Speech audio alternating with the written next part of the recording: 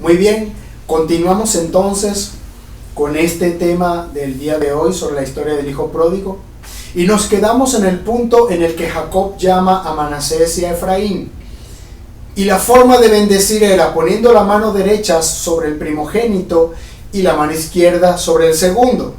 Pero Jacob, a pesar de estar ciego, hizo esto: invirtió las manos y puso la mano derecha sobre el pequeño y la izquierda sobre el grande. Entonces, ¿qué ocurre? Ocurre que José dice: no, el primogénito es este, pon la mano derecha sobre este. Y Jacob le dijo: lo sé, hijo mío, lo sé. Dando a entender que ya él tenía una guía divina, ya él sabía de parte de Dios sobre quién iba a descansar esta semilla. Así que esta semilla de reproducir y sacar reyes queda sobre los hombros del niño Efraín. Así que Efraín, a pesar de no ser uno de los hijos directos de Jacob, Jacob lo adopta como su hijo, y hasta el día de hoy Efraín pasó a ser parte de las 12 tribus. A pesar de ser un hijo de José y no de Jacob, forma parte de las 12 tribus. Así que recapitulemos rápidamente. Dios le da una semilla a Abraham, Abraham se la traspasa a Isaac, Isaac se la traspasa a Jacob, y ahora Jacob le traspasa a su nieto o a su hijo adoptivo Efraín. Le da la tarea de que de sus genes van a salir reyes y van a salir multitudes, mucho pueblo. Continuamos entonces. Manteniendo entonces esta idea de que Efraín es el que crea o es el padre de las multitudes, Efraín es el padre de las multitudes por herencia genética y por diseño divino, entonces ahí mismo en el capítulo 49 ocurre algo.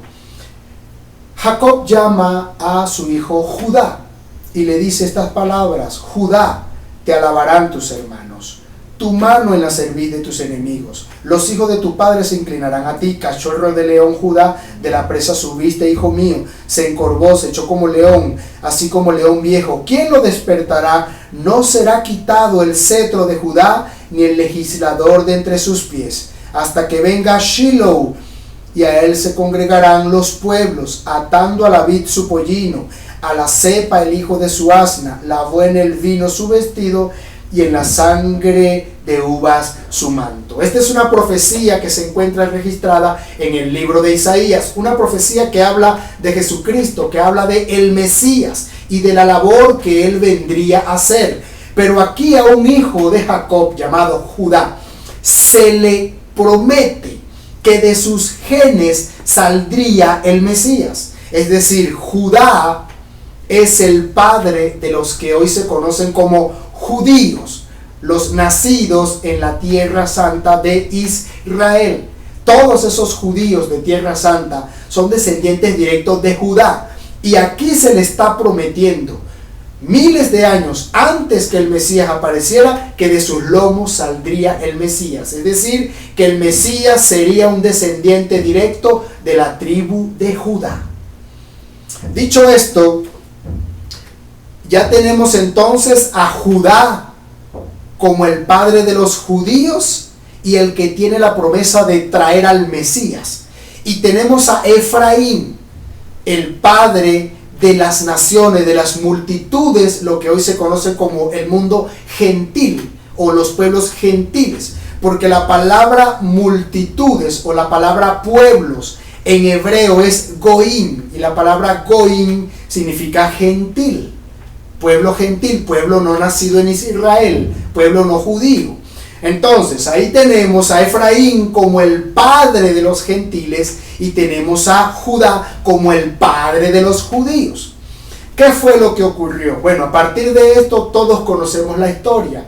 Llegó el tiempo en que el faraón, muere José, el faraón que se levanta después de José, desconoce al pueblo de Dios, oprimen al pueblo por 430 años. Dios levanta a Moisés, Moisés saca al pueblo, es llevado al Sinaí, reciben la tabla de los mandamientos, de las instrucciones de Dios, lo que algunos llaman la ley. y con estas instrucciones caminaron hacia la tierra de Canaán. Todos conocemos la historia del desierto, de las codornices, de todo lo que tuvieron que sortear por el camino. Cuánta gente murió por desobediencia, cuánta gente entró a la tierra prometida, quienes tenían espíritu correcto, quienes no lo tenían. Toda esa historia ya la conocemos. Entonces pasó el tiempo de Moisés, llegamos al tiempo de Josué. Pasó el tiempo de Josué, llegamos al tiempo de los jueces. En el tiempo de los jueces se levantaron jueces justos y buenos que libraron, que lucharon por la causa de Israel. Pero hubieron jueces que fueron muy malos, que llevaron a la idolatría a este pueblo santo que había salido de Egipto. Pasa el tiempo de los jueces y entramos al tiempo de los reyes.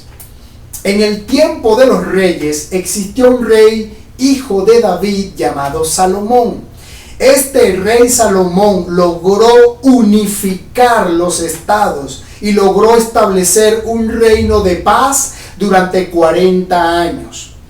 Salomón es un tipo de Jesucristo. El reino de Salomón, donde dice la Escritura que la plata era estimada como piedra, como nada. La plata no tenía ningún valor, porque todo era de oro, todo era de oro. Se parece mucho a esa gran ciudad que nuestro Jesús nos ha prometido, que es una ciudad toda de oro, donde todo es de oro. Es un tipo de Jesucristo. La riqueza que manejó Salomón es un tipo del reino milenial al que estamos próximos a llegar.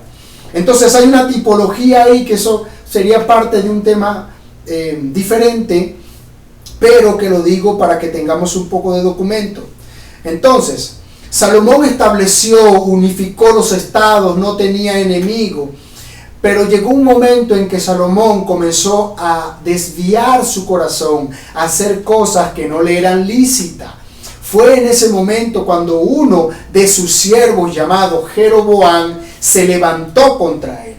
Entonces, en el primer libro de los Reyes, en el capítulo 11, desde el verso 26 en adelante hasta el 30, 32, 35, está esta historia de cómo Salomón, teniendo emparentamiento con mujeres idólatras ajenas, estas mujeres lograron inclinar su corazón y que él se desviara de los caminos de su Señor. Entonces Jeroboam se levanta contra su rey, contra Salomón.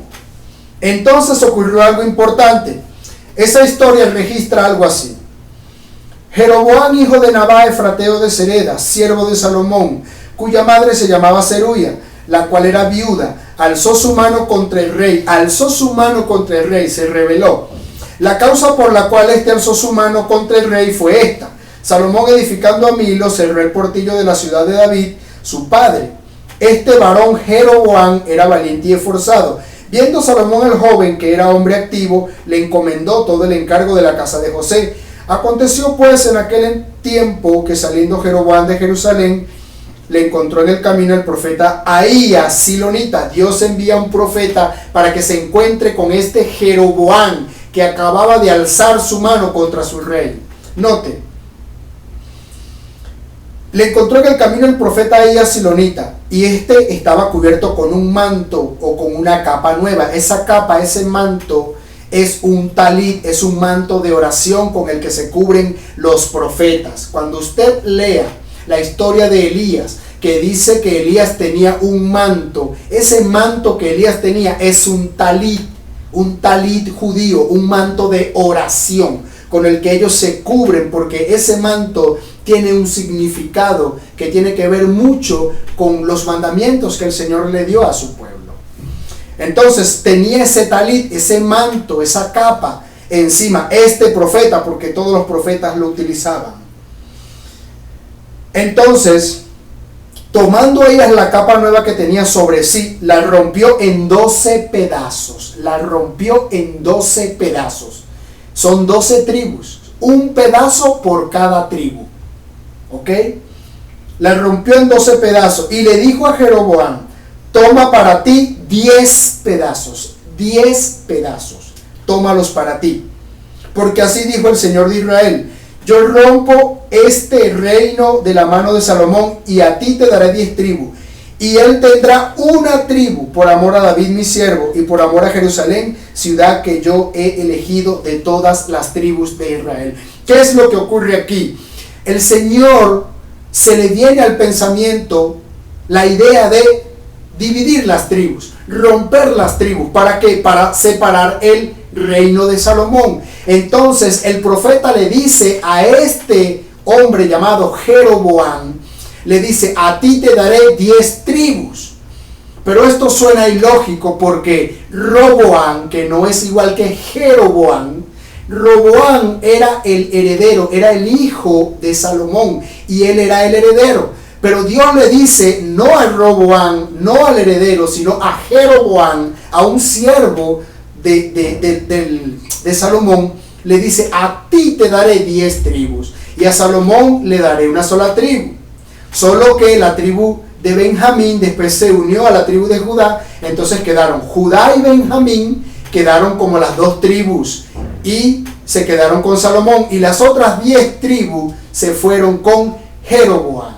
Entonces ese reino se rasgó en dos. Aquí se separa la historia, aquí comenzamos a dar pie, porque entonces aquí la historia comienza a cobrar sentido. Se divide ese reino, 2 tribus por acá, 10 tribus por allá. Salomón con 2, Jeroboam con 10. Las 10 tribus.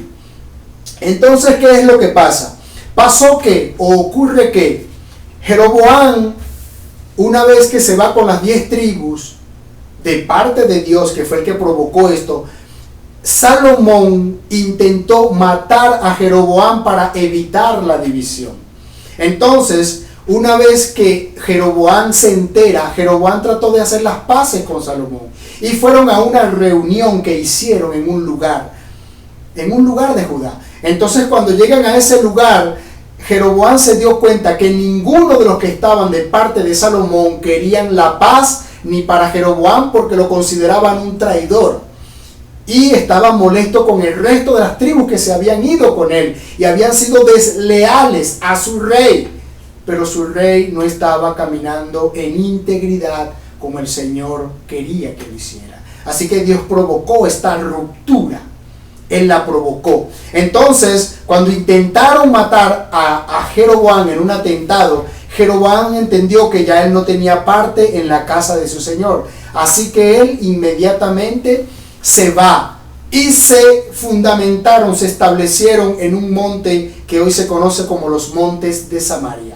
Y se establecieron 2 reinos.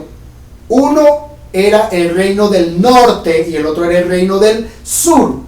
En uno estaba Judá y Benjamín y en el otro estaban las 10 tribus. Es decir, el monte que hoy se conoce como Sión, Jerusalén, la ciudad de Jerusalén, hoy fue el monte que en aquel entonces Judá y Benjamín migraron y se establecieron, porque allí era donde estaba el templo de Salomón. El templo que Jesucristo visitó muchas veces. ¿Qué ocurrió después que se establecieron estos 2 reinos? Bueno, eso lo vamos a ver en esta próxima parte.